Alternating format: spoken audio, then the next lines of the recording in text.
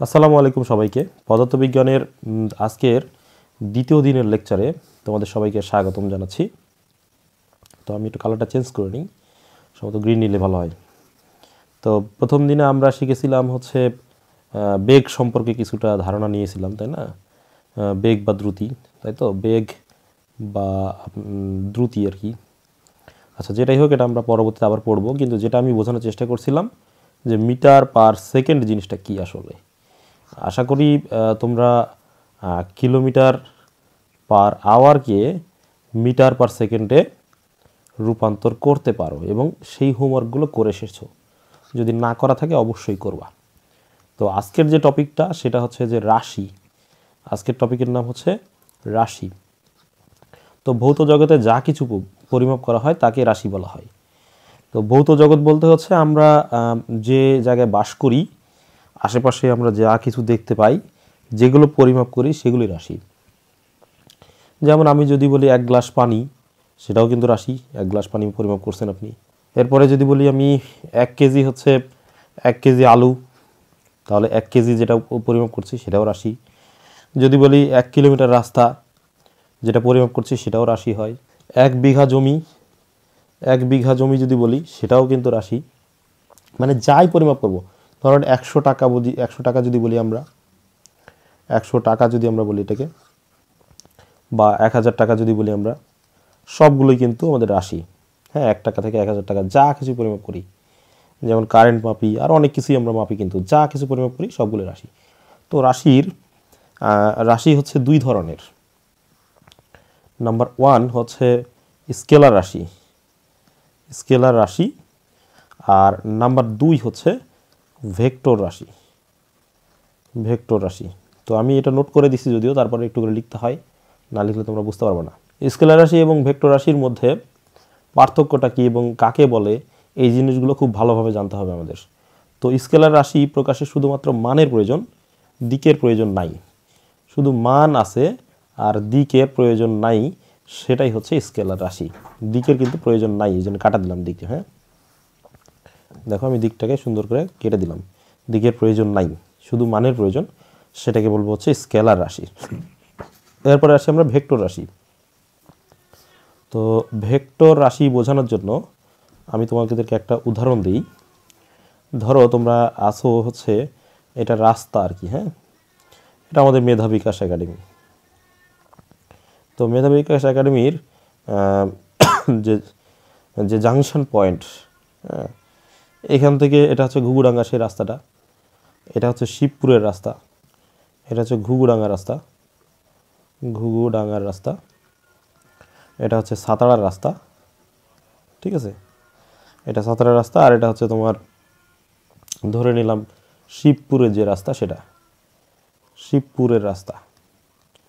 তারপরে দেখো হচ্ছে, আর এটা সেই জাংশন পয়েন্টটা, মানে আমাদের যেই ইটের তাল গাছ দেওয়া আছে এটা মনে করলাম।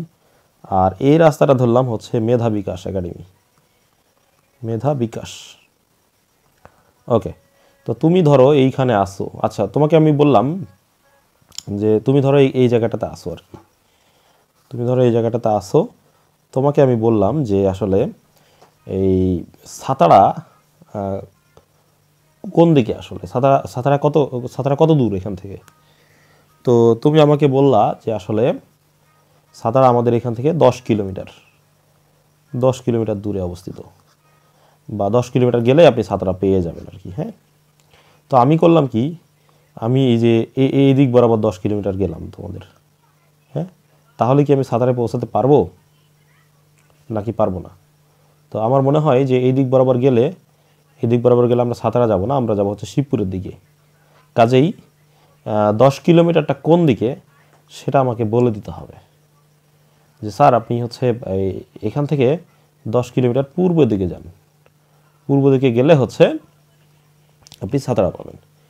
তাহলে দেখেন, এই যে সাতারা প্রকাশের জন্য আমাদেরকে মান বলা হয়েছে 10 কিলোমিটার, ঠিক আছে, ভালো কথা। সাথে কিন্তু কোন দিকে সেটাও কিন্তু বলা লাগছে। তো যার কারণে এটাকে বলা হচ্ছে ভেক্টর রাশি। যে রাশি প্রকাশে মান ও দিক প্রয়োজন, সেটাকে ভেক্টর রাশি।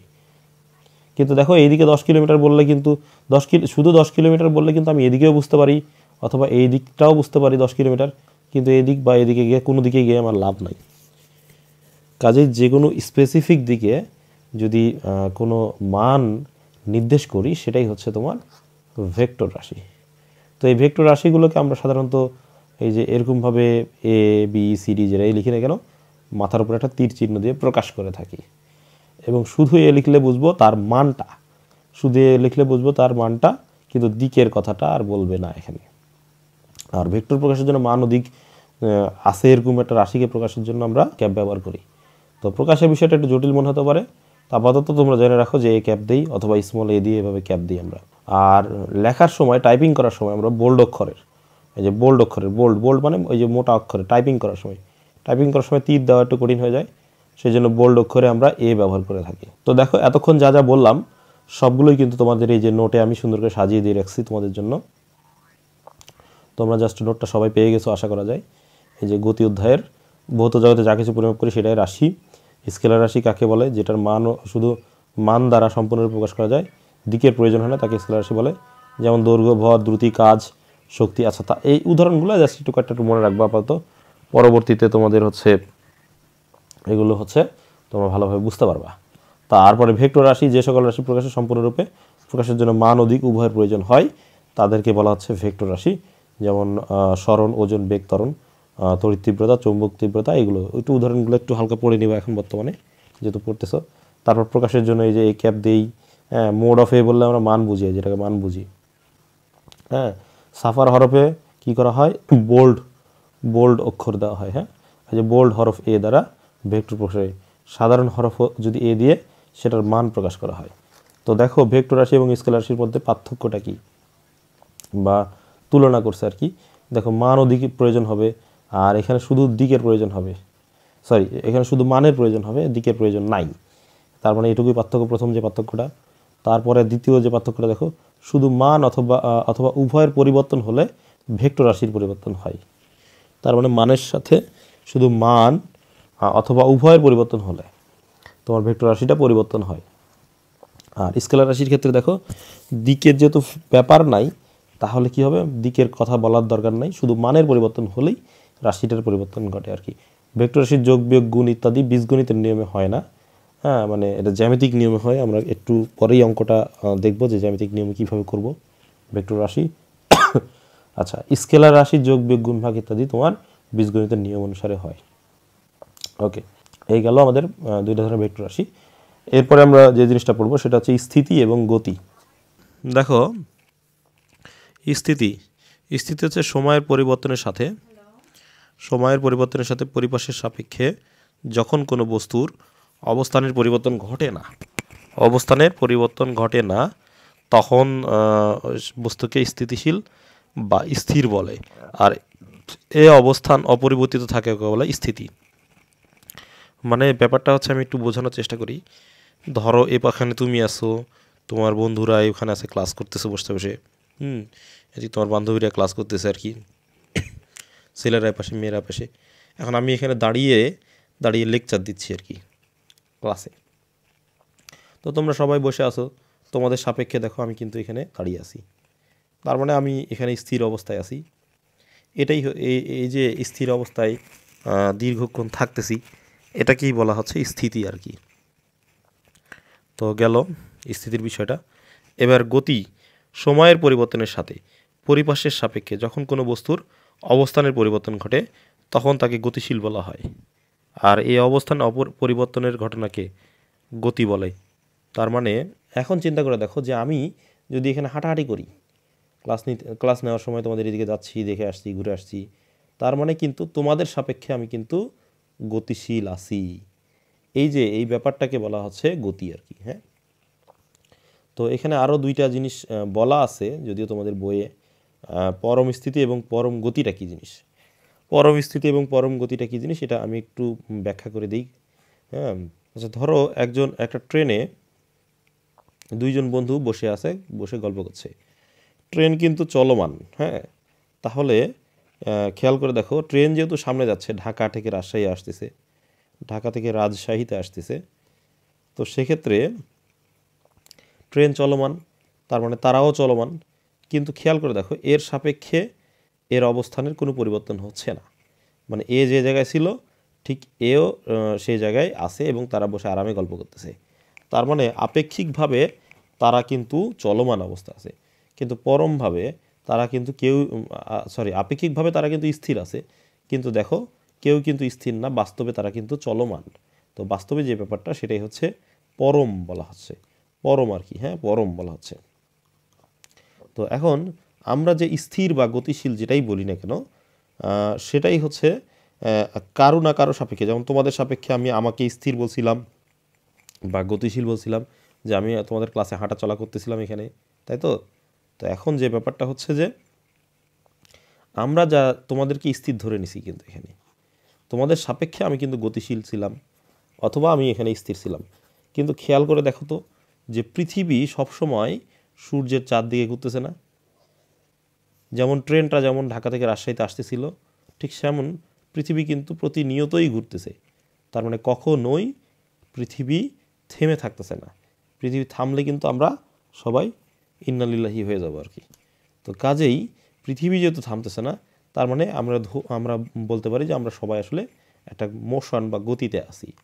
তো তার মানে আমরা যে গতি বা স্থিতি যেটাই বলি না কেন, সেটা আসলে পরম গতি বা পরম স্থিতি না, এটা সবসময় আপেক্ষিক হয়। তোমাদের সাপেক্ষে আমার গতিটার কথা, এরকম ব্যাপারটা হয়। তো এটাই হচ্ছে যে পরম স্থিতি এবং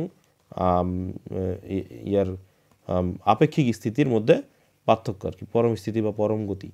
তো পরম স্থিতি বা পরম গতি বলতে আসলে যে জিনিসটা হচ্ছে যে পরম স্থিতি বলতে কিছু নাই।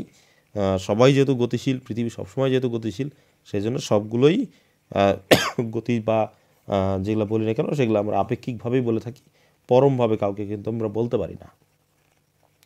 তো বিভিন্ন প্রকার গতি আছে, এটা একটু পড়তে হবে, খুব সুন্দর করে ভালো করে পড়তে হবে, এগুলো সংজ্ঞা আকারে মুখস্থ করে রাখতে হবে আর কি। তো যখন কোনো বস্তু কোনো নির্দিষ্ট বিন্দু বা রেখাকে কেন্দ্র করে ঘোরে, তখন তাকে ঘূর্ণন গতি বলা হয়। ধরো এটা একটা বিন্দু, এই বিন্দু সাপেক্ষে যে বস্তুটা এদিক দিয়ে ঘুরে ঘুরে ঘুরে ঘুরে ঘুরতেছে আর কি, তার মানে এটা তখন বলা হচ্ছে বৃত্তাকার গতি বা ঘূর্ণন গতি বলা হচ্ছে। রৈখিক গতি কি? যদি একটি সরলরেখার উপর সীমাবদ্ধ থাকে, কোনো বস্তুর গতি যদি একটি সরলরেখার উপর সীমাবদ্ধ থাকে, তাহলে তার গতিকে হচ্ছে রৈখিক গতি বা সরলরৈখিক গতি বলা হয়। দেখো তোমরা ক্লাসরুমে বসেছিলা, যে ধরো ক্লাসরুমে বসেছিলা, এখানে বসেছিলা, এখন আমার হাঁটার জায়গাটা কিন্তু ছোট্ট জায়গা, আমি এই ছোট্ট একটা সোজা রেখার উপর দিয়ে কিন্তু আমি হেঁটে বেড়াই, সোজা রাস্তার উপর হেঁটে বেড়াই। তো এই যে এই গতিটাকে বলা হচ্ছে রৈখিক গতি বা সরলরৈখিক গতি। এরপরে যে জিনিসটা আছে সেটা হচ্ছে চলন গতি। যদি কোনো বস্তু যদি এমনভাবে চলতে থাকে যে এর সকল কণা একই সময় একই দূরত্ব অতিক্রম করে, তাহলে তাকে চলন গতি বলা হয়। ধরো এটা একটা বাস আর কি, বাসের এখানে হেডলাইট আছে আর এটা হচ্ছে পিছনের চাক্কা।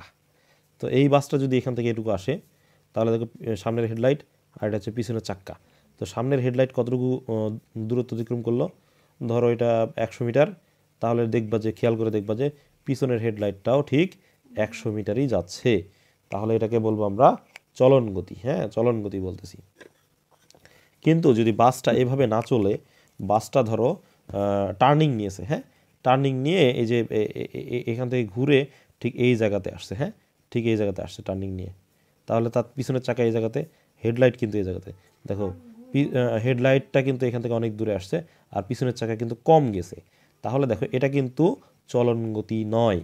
আর এটা যেহেতু দুটোই সমান দূরত্ব অতিক্রম করছে, সবগুলো কণাই, এর বডির সকল কণাই দেখো সমান দূরত্ব অতিক্রম করছে, তাহলে এটাকে বলবো আমরা চলন গতি। আর বাঁকা আঁকা বাঁকা ঘুরলে সেটাকে আমরা চলন গতি বলতে পারি না। তাহলে দেখো চলন গতির যে কথাটা বলছিলাম, যে চলন গতি কোনগুলো, চলন গতি কোনগুলো নয়। ধরো এই যে গাড়ির একটা উদাহরণ দিচ্ছি, আচ্ছা চলন গতি নয় এরকম আরেকটা উদাহরণ দিই আমরা। ধরো এখানে একটা সুতাকে বেঁধে রাখছো আর একটা বলকে এদিক দিয়ে ঘুরাচ্ছ, ঠিক আছে, তাহলে বলটা ঘুরে এই জায়গাতে আসলো, তাহলে বলের এই যে এখানকার একটা কণার কথা চিন্তা করো, সেটা কতটুকু যাচ্ছে দেখো, সেটা এখান থেকে এই যে এই পর্যন্ত যাচ্ছে। আর এইখানকার কণার কথা যদি চিন্তা করো, সেটা কিন্তু এখান থেকে যে এইখানে যাচ্ছে, এই দূরত্বটা কিন্তু বেশি আর এই দূরত্বটা কম, তাহলে এটা কিন্তু চলন গতি নয়। এটাও যদি ঘূর্ণন গতির একটা উদাহরণ, তারপর কনসেপ্ট ক্লিয়ার করার জন্য আমি এটা একটু টানলাম এক্সাম্পলটা। এরপরে লাস্ট আমাদের একটা গতি আছে, এর মোস্ট ইম্পর্টেন্ট, সেটা হচ্ছে পর্যাবৃত্ত গতি এবং স্পন্দন গতি আর একটা আছে সাথে। তো পর্যায়বৃত্ত গতিটা হচ্ছে কি, যদি কোনো গতিশীল বস্তু কণার গতি এমন হয় যে এটি এর গতিপথে কোনো নির্দিষ্ট বিন্দুতে নির্দিষ্ট সময় পর পর একই দিক থেকে, এই তিনটা কথা কিন্তু তোমাদেরকে খুব ভালোভাবে মনে রাখতে হবে, অতিক্রম করে, তবে সেটাকে পর্যাবৃত্ত গতি বলে। তাহলে আমি একটু উদাহরণ দিয়ে দিই। ধরো ঘড়ির কাঁটা, এটা একটা ঘড়ির কাঁটা, সেকেন্ডের কাঁটা আর কি। তো এখানে 12 লেখা থাকে, তোমরা জানো, এখানে 3 লেখা থাকে, এখানে 6 লেখা থাকে, আর এখানে 9 লেখা থাকে। তো এই সেকেন্ডের কাঁটাটা ধরো এখান থেকে ঘুরে ঘুরে এই জায়গাতে আসছে, তো 6কে অতিক্রম করলো। 6-এর এই যে পয়েন্টটাকে আমি নির্দিষ্ট পয়েন্ট বললাম, নির্দিষ্ট বিন্দু বললাম আর কি, বিন্দু বা পয়েন্ট বললাম। হ্যাঁ, দেখো এখান থেকে ও কিন্তু ঘুরতে ঘুরতে এই জায়গাতে আসছে, আসার পরে কিন্তু আরও ঘুরবে, ঘুরে ঘুরে ঘুরে ঘুরে আবার 1 মিনিট পরে দেখো এই দিক থেকে এই যে এই 6 যে বিন্দুটা আছে সেটাকে আবার অতিক্রম করবে। তাহলে নির্দিষ্ট সময় কোনটা হলো? নির্দিষ্ট যে সময়টা বলতেছি, সময়টা হলো 60 সেকেন্ড, ঠিক আছে। আর একই দিক যেটা, সেটা হচ্ছে এই যে এই দিকে, এটা হচ্ছে একই দিক থেকে অতিক্রম করছে। তাহলে এটাকে বলবো আমরা পর্যাবৃত্ত গতি। তো নির্দিষ্ট সময় যে সবসময় সেকেন্ড হবে এমনটা না। ধরো মিনিটের কাঁটার কথাই চিন্তা করো, মিনিটের কাঁটা কিন্তু এই যে প্রায় 60 মিনিট পর পর কিন্তু এই একবার করে চক্কর দিবে, অর্থাৎ 60 মিনিট পর পর সে 6 বিন্দুটা যেটা আছে সেটাকে অতিক্রম করবে। অর্থাৎ তখন নির্দিষ্ট সময় কিন্তু মিনিটের কাঁটার ক্ষেত্রে তোমার 60 মিনিট হবে। এবং ঘন্টার কাঁটার কথা অনুরূপভাবে যদি চিন্তা করো, তাহলে ঘন্টার কাঁটাটা প্রায় 12 ঘন্টা পর পর অতিক্রম করবে, অর্থাৎ 12 আওয়ারটা হচ্ছে তার নির্দিষ্ট সময়টা। তো এই নির্দিষ্ট সময়কে আমরা বলি হচ্ছে পর্যায়কাল। নির্দিষ্ট সময়টাকে আমরা বলি হচ্ছে পর্যায়কাল। তো আরও একটা উদাহরণ আমরা দেখি, যে এখানে একটা দড়ি বেঁধে রাখছো, মনে করো একটা বল রাখছো, বলটাকে একটু টেনে টেনে টেনে টেনে তুমি এই জায়গাতে আনলা, হ্যাঁ, এই জায়গাতে আনছো। এবার যদি ছেড়ে দাও তাহলে দেখবে বলটা দুলতে দুলতে এই পাশে আসবে, হ্যাঁ, আবার দুলতে দুলতে দুলতে এই পাশে আসবে, আবার দুলতে দুলতে দুলতে এই পাশে আসবে। তো এইভাবে দোলাদুলি করতে থাকবে। তো বলটা যদি এভাবে দোলাদুলি করতে থাকে তাহলে দেখো একবার দুলে এদিক থেকে এদিক গেল, দিয়ে আবার ঘুরে আবার এদিক থেকে এদিক আসলো, তারপর আবার ঘুরে এদিক থেকে এদিক গেল, তারপর আবার এদিক থেকে এদিকে আসলো, তাই না? এভাবে চলতে থাকবে সে। তো প্রথমে যে দোলার ব্যাপারটা, সেটাকে আমি যদি বলি নির্দিষ্ট পয়েন্ট এইটা, এবং এই যে প্রথম এদিক থেকে একবার অতিক্রম করলো, করে মনে করো যে হচ্ছে এখান থেকে অতিক্রম করলো, করে এদিক দিয়ে ঘুরে ঘুরে ঘুরে ঘুরে ঘুরে ঘুরে ঘুরে ঘুরে ধরো 2 সেকেন্ড পরে মনে করো আবার এদিক থেকে অতিক্রম করছে, মানে একই দিক থেকে অতিক্রম করছে। তাহলে কোনো নির্দিষ্ট বিন্দু পিকে একই দিক থেকে ধরো 1 সেকেন্ড পর পর যাচ্ছে, 2 সেকেন্ড পর পর যাচ্ছে, তো সেই এই দিকটা নির্দিষ্ট দিক, আবার নির্দিষ্ট পয়েন্ট একই দিক থেকে যাচ্ছে, এবং টাইমটা হচ্ছে ধরো 2 সেকেন্ড। হ্যাঁ, তার মানে বুঝতে পারছি যে 2 সেকেন্ড পর পর এই একই দিক থেকে সে অতিক্রম করতে থাকবে, এভাবে চলতে থাকবে আর কি। তার মানে এটাও হচ্ছে একটা পর্যাবৃত্ত গতির উদাহরণ, ঠিক আছে। তাহলে পর্যাবৃত্ত গতির উদাহরণ হচ্ছে ঠিক এই যে এটাও। আর এই পর্যায়কালটা হচ্ছে যেহেতু 2 সেকেন্ড পর পর অতিক্রম করছে, সেটা হচ্ছে পর্যায়কাল। তো লাস্ট আরেকটা সঙ্গে আমরা পড়বো, সেটা হচ্ছে স্পন্দন গতি। হ্যাঁ, পর্যাবৃত্ত গতি সম্পন্ন করা কণা যদি এই পর্যায়কালের অর্ধেক সময় একটি নির্দিষ্ট দিকে, বাকি অর্ধেক সময় পূর্ব গতির বিপরীত দিকে চলে, তাহলে সেই গতিটাকে বলবো আমরা স্পন্দন গতি, ঠিক আছে। তার মানে দেখো এই যে এটার ক্ষেত্রে অর্ধেক সময়, মানে এখান থেকে এই জায়গায় যাইতে 1 সেকেন্ড সময় লাগবে, আবার এখান থেকে এখানে ফিরতে কিন্তু 1 সেকেন্ড সময় লাগবে। তাহলে প্রথম গতি গেল এইদিকে, দ্বিতীয় গতি গেল ওই গতির বিপরীত দিকে। তার মানে পর্যায়কালটা কোনটা?